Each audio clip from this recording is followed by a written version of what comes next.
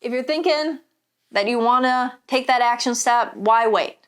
Book your session right now. Go to liberateyourself.com, click on either Liberate Hollywood or Liberate Emporium, see our amazing practitioners and who resonates most with you. And then book a session via Skype, phone, or in person.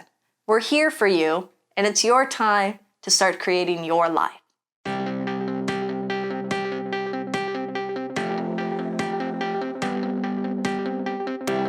For centuries, mankind has been fascinated with realms outside of our conscious awareness. Through a series of interviews with practitioners, guest speakers, and experts, Liberate the Podcast covers all that and more. From health and holistic healing to the supernatural, we aim to educate, motivate, inspire, and liberate your consciousness.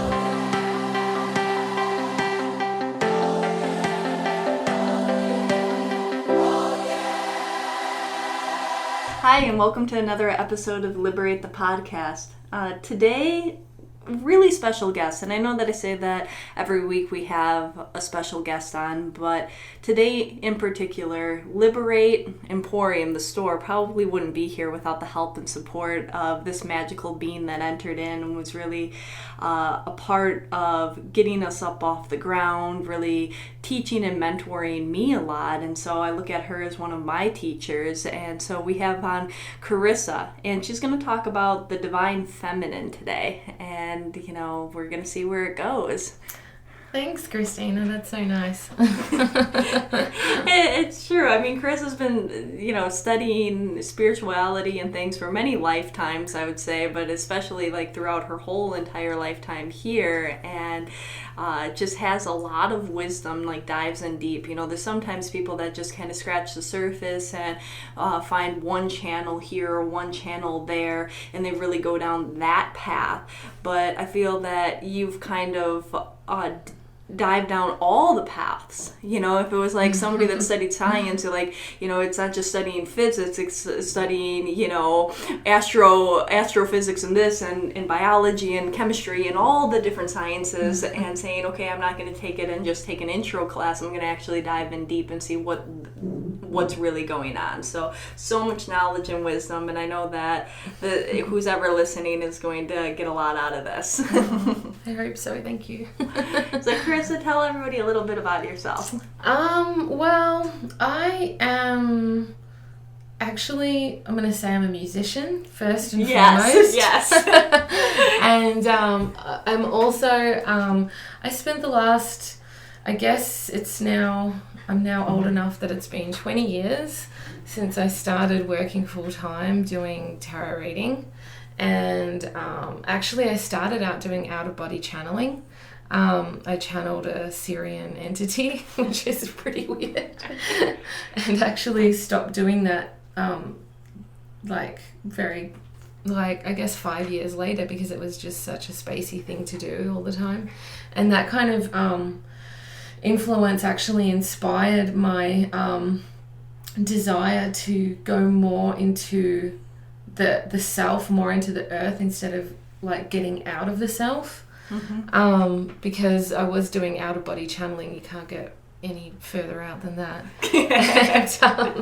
And I just found that I still had to come back into my body. I still had to know how to process things. I still had to deal with daily triggers. Still had to pay the rent. Still had to deal with being in a 3rd or 4th dimensional body on this planet. So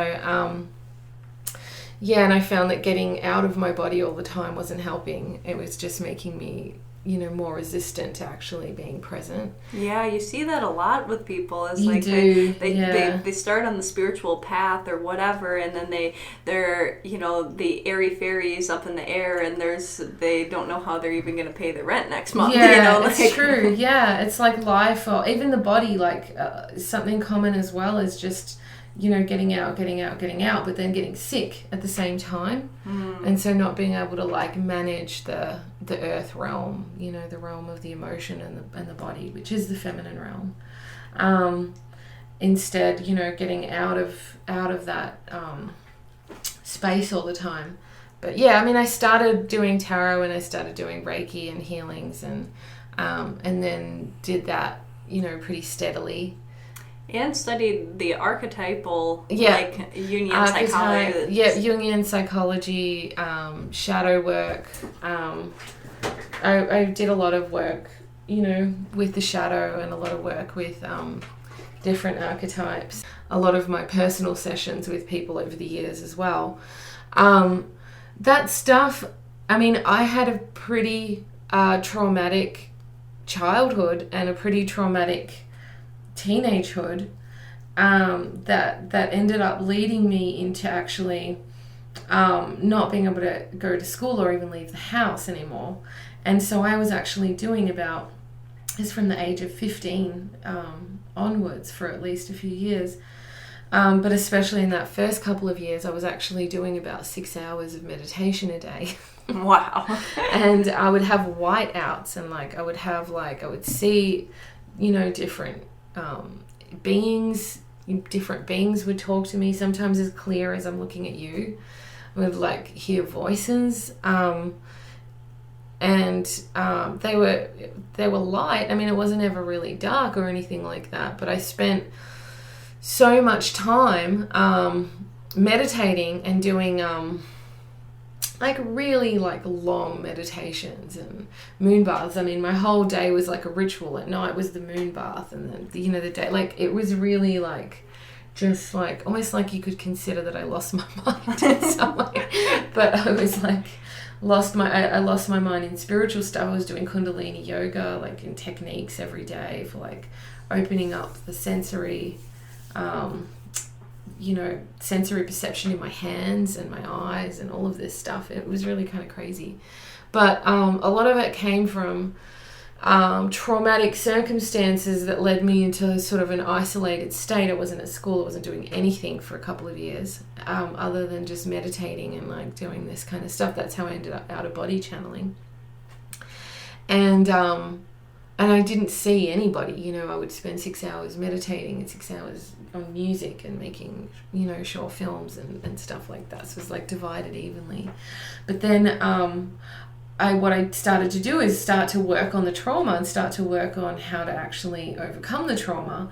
And that's where I really started to get into psychology and Jungian psychology. And I started to recognize that no matter how far away I ran, whether it was, using meditation as an escapist tool or whether I was using anything else for escapism, I still was going to have to go back and actually deal with loving, accepting, forgiving, owning, and all of that hard inner work was still going to have to be done. So I started doing, getting holistic counseling and Jungian counseling, and then I started to learn about it more, and then I started to study it, and that's how that came about. So everything that I do now, as far as teaching shadow classes or teaching classes about the archetypes and the unconscious, it's a lot of that, not a lot of it, all of it, I've practiced intensely on intense traumas myself, so I understand the process from a really intimate perspective. And know that it works, and know that it, to me, is the only way of actually clearing trauma, is when you go into it and you go through forgiveness and you go through owning and you go through shadow and you go through grief release and anger release, and you go through understanding the treasures in the dark. Joseph Campbell's a really big influence on me. He wrote about mythology, and in fact, The Hero with 1,000 Faces is his popular book, and it informs most artists. It informs a lot of artists and filmmakers, as well as informing the entire tarot thing too. So he also stands in that line of dealing with the artistic and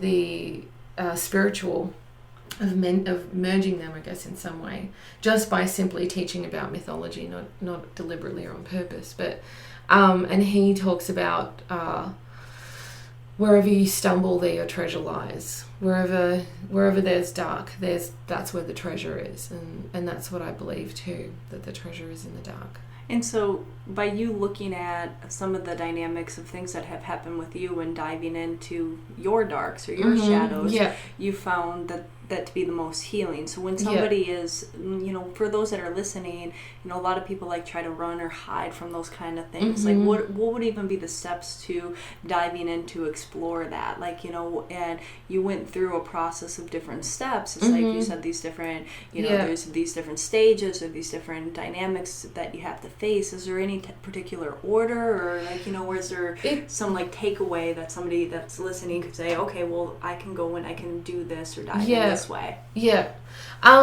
The shadow is the unowned aspects, so it's really actually hard to see what your shadow is.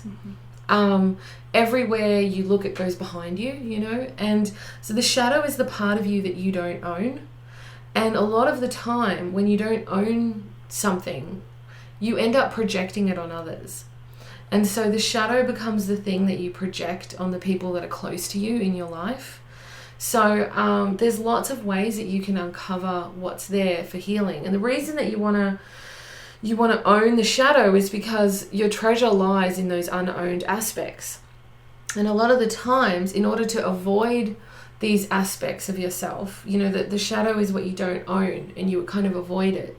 And in order to avoid it, you overcompensate in other areas and you create a lot of imbalance in your life. So, for example, there's lots of ways to look at the shadow. This is a really simplistic one. For example, you can, whatever you think your best traits are, if I was to think that my best trait is being giving, for example, my best trait maybe is that I am, let's do an even easier one. I can say my best trait is being compassionate. And I'm very, very, very compassionate. What would we say that the opposite of compassion is? Uncompassion, judgment. Judgment, let's say like judgment, let's go with judgmental. So if I am very, very compassionate, actually judgmental is a hard one for people to take on. Let's say I'm going to make it really easy and say compassionate, nice, and mean. Okay. We'll make it really simple. So if I think my best trait is I'm nice, I'm compassionate, I've got these nice traits, it's most likely like what you do is you look at it and you think, okay, if that's your best trait, I bet there's extreme ways that you're inhabiting that trait. So what are the extreme ways that you can inhabit niceness? You cannot have boundaries with people. You don't know how to say no. Maybe you let people take advantage of you. Maybe you don't speak your truth. Maybe you say, yeah, that's fine, and it's not. You get yourself into messy situations because you don't have clear boundaries or clear truth that you're speaking. So all of those things that can infect your family life, your relationships, your work life. It can affect whether or not you're able to really go for your dreams. It can affect whether you're able to ask for what you need from people. It can affect a lot of things like that. So being nice is great. It's a great trait to have. Often our best trait is the one that we think is furthest away from the worst trait. And so the worst trait would be being mean. Say, being mean, being judgmental, right? So maybe if I was too nice, and I was letting people take advantage of me, and I was maybe getting into problematic situations, what would be the cure for that? To be mean and to put up boundaries. Yep, to be mean, to say, I'm sorry, no, You might think I'm mean, you might think I'm horrible, you might think I'm very nasty. That's okay, I'm speaking the truth, no. So being mean would be the thing that you would need to be okay with within yourself. You would need to be able to handle somebody thinking you're mean and still speak your truth. Because a lot of the times we think, oh my God, they're going to think I'm mean. And then our stomach hurts, we get this flutter in our stomach, and then we take compulsive action to try to prove the opposite. Yeah. Do you know that feeling? Yeah. And so in that moment, we're not acting in our authentic selves. We're not acting in any highest good for the other person. We're not acting in the highest good for ourselves or in our authentic selves. We're basically trying to defend our ego. We're basically hoping that the person approves of us. Yeah. And doesn't think we're mean. So that's a very low level, ego level, like motivating, force for action. And it generally leads to us making some kind of like wrong decision, taking some kind of compulsive action that puts us again in a position to be not in our highest good. So the cure would be embracing our meanness. It would be embracing also our judgmental aspect, because judgmental is there for a reason. Being able to judge a situation, being able to judge whether something's right or wrong for you is very important. Being able to judge whether this is good energy to be involved in, very important. Being able to discern, have that discernment to be able to say, that's not the frequency I want to align myself with. That person, yes, they are part of me, I'm part of them, but that's not the frequency. The frequency that they're at right now, that's not where I want to be. Yeah. So being able to have that ability to make that decision, to judge a situation, to judge a circumstance, to decide, is this in my highest benefit right now? To listen to that intuitive force within. Yeah. That's a really important thing.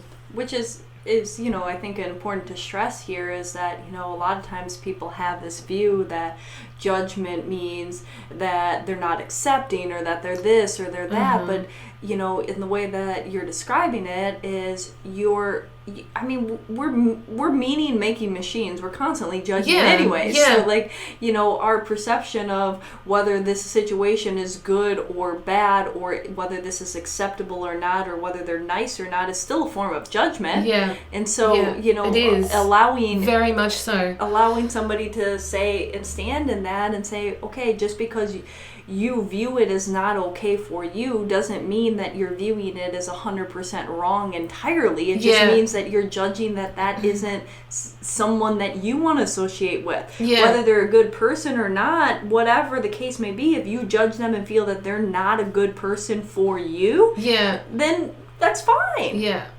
And let's be clear about being judgmental here, because honestly, the most judgmental people are the nice ones, because they're deciding that person's mean, that person's not cool, that person's, not, that person's judgmental, that person's not being inclusive.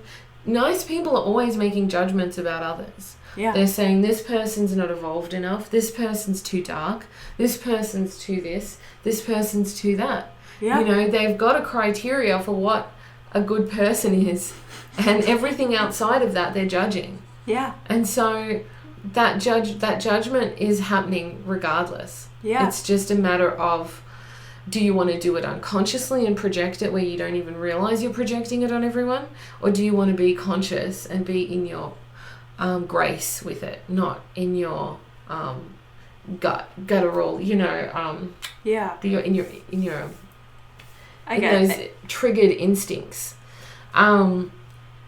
But so what you would do is you would have to look, and the way to heal this is, if you notice that you're judging stuff in someone else, that's usually the shadow trait you need to own. If you think, and that's really actually the quickest and easiest way to figure it out, is what do you hate in others. If you can make a list of what you hate in others and own those traits, you're going to be okay. You're going to find the power. That's a great practice, It because really is. It goes back to that old historic saying of, like, when you point a finger at somebody, there's three fingers pointing back at you. So, the three fingers, and at least in my interpretation of that, is that it's stronger within you. There might be one finger pointing that way, and that's one ray of energy, but it's three times stronger within yourself. And so if you're looking at that person or that situation saying, oh, I can't believe they're parenting their child that way, or they're doing this, or whatever that is, how can you acknowledge that exists in you, right? That's what you're saying. Yeah, I mean, the thing is, accept it. You might see somebody enacting a behavior, and you might say, oh, that person is so obnoxious. And I might look at them and say, oh, that person is so pushy. And those words might be similar. We might be noticing it, but I said pushy. What I see is a person who's domineering. You see a person that's arrogant. right? And so I have my filter is telling me what my shadow is. Yeah. You know, like even if you see someone's behavior and you're like, well, but they're definitely being that. It's obvious. It's very clear that they're enacting that. What you call it, the word you choose is still your filter.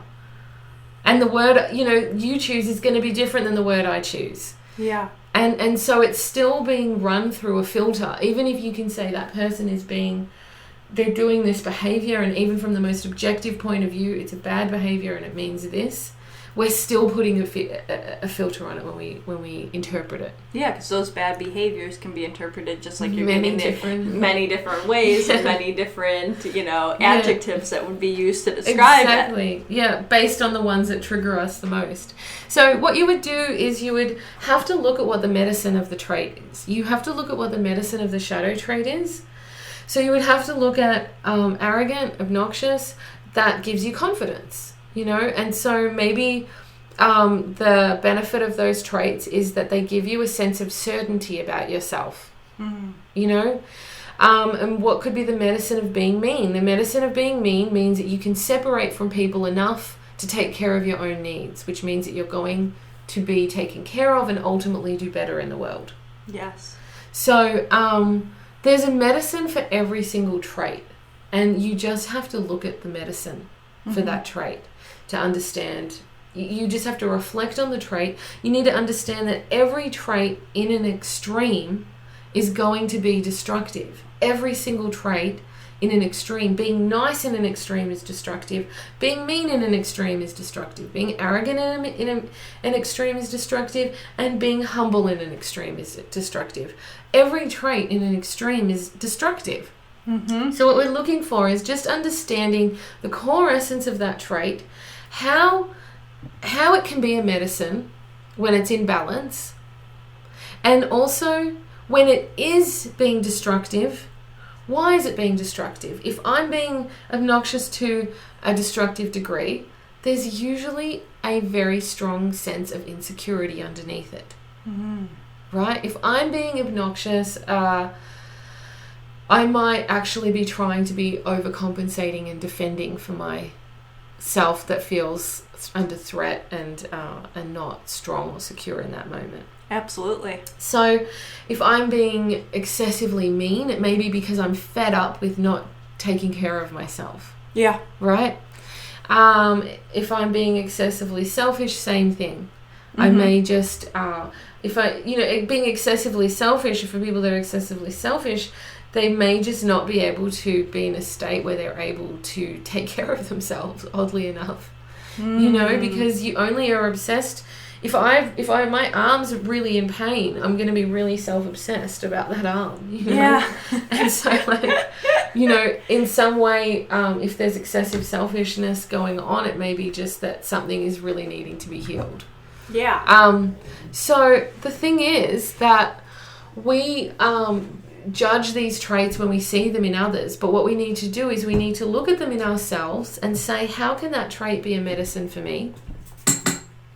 And then also say to ourselves, if that trait is a medicine for me, when it's in an extreme, why am I doing it? Yeah. So we need to forgive it. We need to go through a process of thanking it, and then we need to go through a process of forgiving it. We need to be able to do both. So a lot of these shadow traits that we end up judging are things that we've got pain around from when we were kids. We did something and somebody made fun of us for it, or we heard our parents saying don't be mean or don't be selfish, or we were outspoken one day and they said, loud children are just awful. Something might have happened that created some level of pain around the trait that we've denied. So there's usually a lot of pain around owning it. Yeah. If there's a family that really values hard work, saying, having to own I am lazy can be excruciating, Yeah. and make you feel like you're losing all the love in the world. The thing is that there is a little part of you that's stuck in that trait that isn't being loved, that isn't being taken care of, that's actually being completely judged and suppressed all the time. So when you're able to actually, if you can put your hands in front of you and imagine yourself at the age that you started suppressing the trait. And you can start to give love to that self for all of the qualities and help that it gives you. If you can say, thank you, lazy self, for allowing me to rest, for allowing me to play, for allowing me to be open to new ideas, for allowing me to let go, to have new discoveries. You can say thank you to all the medicinal aspects of laziness, or thank you to all the medicinal aspects of meanness, or medicinal aspects of arrogance, or whatever it is. You can even say thank you for the medicinal aspects of evil if you just simply make evil mean separateness, you know? Yeah. So you can say thank you for all the medicinal aspects of the trait, and then you can also review when you've exhibited that trait in an extreme way, and then say, I forgive you, it's okay, I understand, and give love and forgiveness to yourself when you've expressed it in an extreme way. Mm-hmm. And then if you can imagine that little self in your hands and put that self in your heart, it's something that the author Debbie Ford says to do, and she's really one of my favorite people, like just to put that self in your hands and in your heart. If you can really put your hands on your heart and feel like that tingling frequency of heart energy, of love going into that self, if you can visualize it, awesome, just, you know, imagining that little self of yours being filled with love and acceptance. If you can do that for as long as it takes for that trait to not trigger you, how do you know you've healed it? Because if somebody says you're lazy, you're fine with that. You're not triggered. You can say, I am lazy, and be fine. Yeah. And that's how you basically do the exercise, and that's how you know. You can go in the mirror and say, I am mean, I am obnoxious, I am arrogant, I am lazy.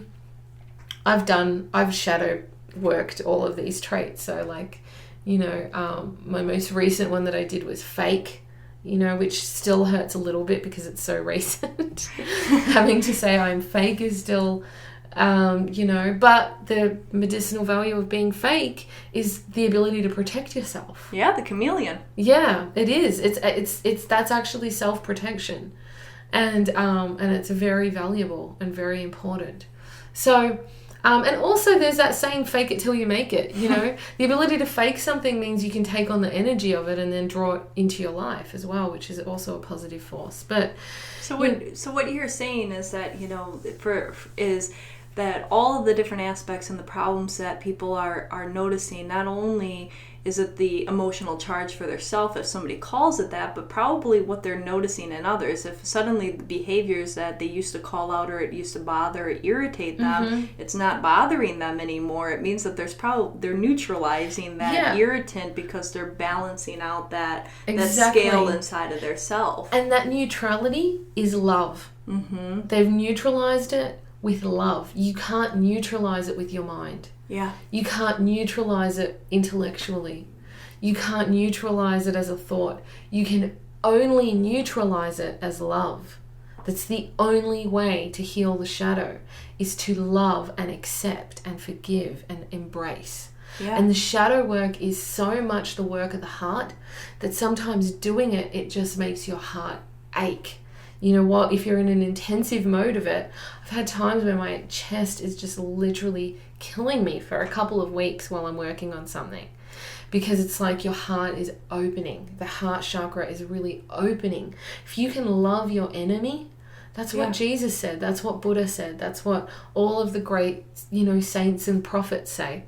Yeah. If you can look at the worst people in the world and forgive them and send love and put love there, you know, we won't have to see such monstrous shadow aspects of them coming into politics and, you know, and other areas anymore, because we will all not be, you know, when you suppress something, it becomes a monster. Yeah, and so you see into others what exists within yourself, exactly. right? And So and then there's the whole theory and philosophy that, whether people subscribe to it or not, but irrelevant as far as that goes. But the dynamic of, the outside world doesn't even exist. It's just a reflection of what's going on inside. That might be far out for people to kind of wrap a head. But vice versa, we are creating the outside world too. Exactly. Our collective unconscious is actually manifesting this crazy elections. It's manifesting like all of the crazy things that are going on a universal level right now. Mm-hmm. And a lot of those things are suppressed shadow traits in society. And that's why you see, as those shadow traits come out, people really going to their defense, because somehow there's like a transmutation, a public transmutation going on. The only way that we can access healing with this, of course, we need to build boundaries and we need to work for what we want in the world, of course. But also on an inner level, we have to make sure that we have loved and transmuted and healed and accepted all of the negative traits we also see. Because coming at a problem, a relationship, coming at any kind of problem situation where you're not charged by the traits, where you're not getting triggered by the traits anymore, you're going to come at it with compassion, a level head, with clear action that can be enacted without fear, without projection. Samurais don't kill anyone if they're still angry. They cannot kill someone if they're angry at them. There was a woman that made this movie about the trauma of her past, and she waited 10 years to put the movie out because she said she couldn't put it out until she had forgiven the abusers, till she had forgiven them, until she had owned and embraced that they were one. Wow. She could not take action and put out a film that would help that abuse to not happen again. Wow. She couldn't stop the abuse from happening again until she remembered that everyone was her, that we are all one. And that's the fundamental aspect of the shadow. We are all one. Nothing is separate from us, not a human on the planet. We are all connected. We are all one. And the shadow things we see in each other, they're in us as well. So when we love and embrace them in ourselves, we love and embrace them in the world, and then we can actually take correct action that's based on a higher path, not just some triggered shadow trait. Yeah. Does that make sense? Absolutely. And I hope that makes sense for everybody that's listening. I think that this episode kind of turned into more of shadow work than divine feminine work. But it is actually the divine feminine. This is the thing. The feminine, this is the thing. The masculine, in the yin and the yang symbol, the masculine is the white part. The feminine is the black part. The feminine is night. The feminine is night energy. It's the moon. It's the receptive. It's the introspective. It's the unconscious. The masculine is consciousness. It's the light. It's activity. It's the daytime. It's the sun. It's action. The feminine is passivity. It's going within. It's going into the cave. It's going into the night. All of creation starts in the feminine. All of creation starts in the womb. The womb is dark. It's silent. It's non-active. It's receptive. All of life starts in this state. It all starts in this state. The new year, it starts in winter. Yeah. This internal energy is the energy of the feminine. So the shadow, which exists in the unconscious, this is a feminine work to do, because it's going within. It's bringing love to the things in the dark. It's bringing love to the things within. It's doing emotional work. These are the basic feminine energies. I'm sure I'm going to miss adjectives because it's, you could talk about that forever, but emotion, feeling, physicality, like the earth, materialism, the earth, and physicality. The unconscious, the night, the introspective, the internal, all of this stuff is the feminine. Now, let's have a look at what has been suppressed in society. Okay. Okay, so let's go sexuality. Sexuality is a feminine thing. It is, when we are enacting sexuality, we're acting the feminine aspect of us. It is the part of us that is sensual. Any kind of sensuality, taste, it's the earth. It's feminine. It's receptive as well. So sexuality is feminine, you know, and it's the body and it's the feelings. It's the body feelings. Mm-hmm. And so these have been demonized, right? Yeah. And suppressed. And then we noticed that the clitoris is missing from biology books since the early 1800s. I don't know if you knew this, but it was in there before that. Can you believe that? Because it's a giant organ. And the clitoris is actually huge. You only ever see the tip of it coming out of the body, but it's huge inside. It wraps around. No, they only took the first 3D picture of it in like 2004 or something like that. Really? And nobody even knew what it looked like until the mid-90s. Until someone said, hang on a minute, the clitoris is huge. It's a huge organ that wraps, it has like almost like arms that wrap up around the vagina and they go all the way to the rectum. Like underneath when it becomes erect. It becomes erect internally. It becomes erect externally too, but only a tiny tip of it pokes out. But it's actually a huge organ that's inside the body. And you know, another amazing thing about it is that it looks like the hat of Hathor, the goddess. The circle with the two arms, it looks exactly the same. And it's the only way that females orgasm is through the clitoris, because actually the Gspot is just a clitoris pressing against the vaginal wall when it's erect. So it's a really important organ, and the shame and the dysfunction that comes around the suppression of the female aspect of sexuality is affects everybody. It affects men the same as it affects women.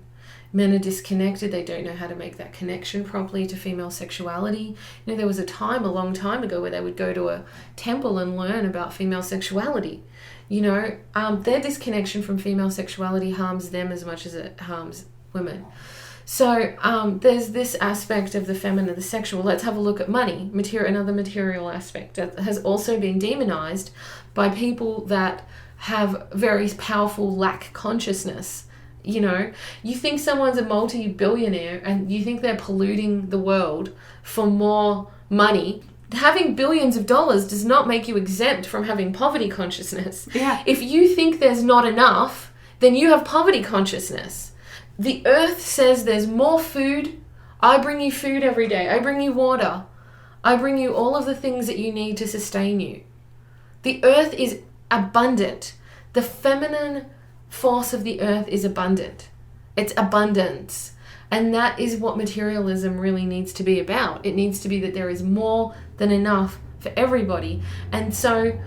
yeah, instead of and if we came from that mindset, we would create and share instead of harbor, hold on. I mean, I heard the other day that the average American has over 100,000 possessions. Wow. Over 100,000 possessions. Yeah. Which, you know what? But, you know, do we need... you know, all of the things, but I mean, I think if we had more of an abundant consciousness, right, we don't need to hold on and hoard everything and let it all pile up. More could be dispersed, and we don't need to grab a hold of different things when there's sales or when there's this, and then just store them in freaking bins for what, you know. I mean, but the no truth offense is on that people, we could each have 200,000 things each. Yes, we could have 300, and there would still be more than enough for everyone. No, I totally hear that, but we also, you know, I think that consciousness of needing to hold on to these things that are irrelevant to us to hold on to creates this war and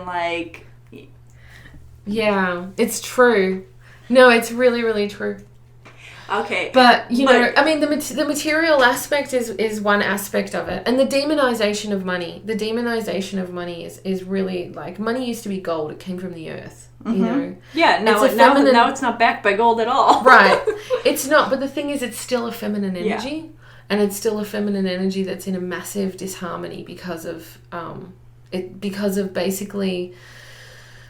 It's too complicated, but the suppression. Carissa, I think we could definitely go on this for and we'll have you on again so that we can dive in a little bit deeper on this. I think that we left everybody with a lot to kind of think about and process as far as like the shadow work and looking at that and really kind of taking a step into the feminine. But I think that this is a huge dynamic that we can dive into definitely a lot more deeper on another episode. Yeah. Well, can I finish the last? Of course. I'm going to finish the feminine things. Okay, so the emotions as well. Okay. On a universal level, we can see how that's been suppressed. The environment, the planet, and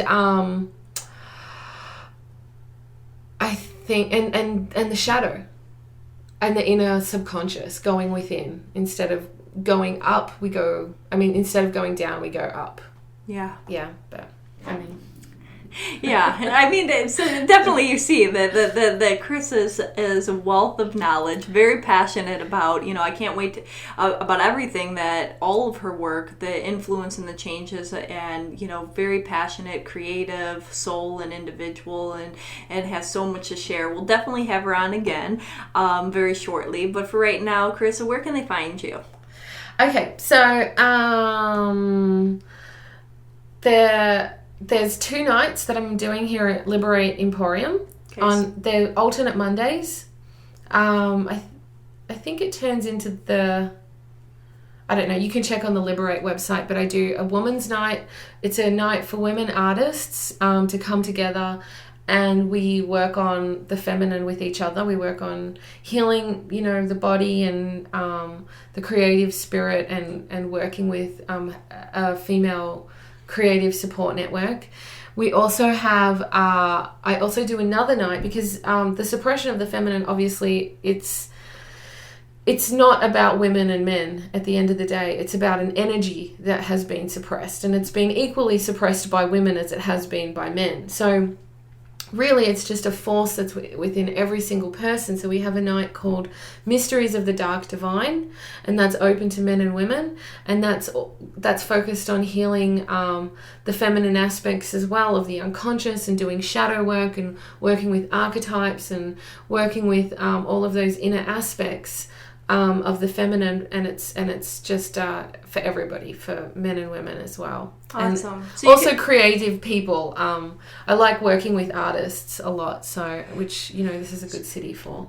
And so you can find Carissa definitely through liberateemporium.com on our website, checking out those nights. But, as Carissa said in the beginning, she's also an amazing musician and artist herself. And so where can they, look up some of your music and different things like that as well? You can look up, my website is carissabiancamalato.com. And it's, I guess, my name is, like, if you need the spelling. We'll put it down. We'll put a little link there below. But, and I have music. There's music on that site and stuff. And the music is, it's all mythic music, but it's kind of, it's like a shoegazy post-punk music. So. Awesome. Yeah. And it's all spoken through different goddesses. Love it. And thank you so much for joining us, and thanks for having me. I could talk, how many hours I could talk for. So. I know, so we'll definitely have you on again. So look for another episode coming very shortly with Carissa. And, please, if you like this episode at all, leave some feedback and a review. It really helps other people find us. So, you can locate and find us at liberateemporium.com. You can go on our podcast section. You can find us on iTunes at Liberate the Podcast, and also on Podbean. So just feel free, please leave a review so you can help other people. It really helps the search results and us to pop up and be seen. Thank you so much for joining us. All right, have a good one.